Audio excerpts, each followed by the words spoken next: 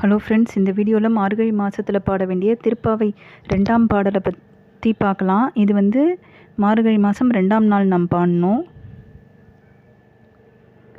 வையத்து வாழ்வீர்கால் நாமும் நம் பாவைக்கு செய்யும் கிரிசைகள் கேளீரோ பார்க்கடலுள் பையத்துயின்ற பரமன் அடிபாடி நெய்யுண்ணோம் பாலுண்ணோம் நாட்காலே நீராடி மையிட்டு எழுதோம் மலரிட்டு நாம் முடியோம் செய்யாதன செய்யோம் தீக்குறளை சென்றோதோம் ஐயமும் பிச்சையும் ஆந்தனையும் கைகாட்டி உய்யுமாறெண்ணி உகந்தேலோர் எம்பாவாய்.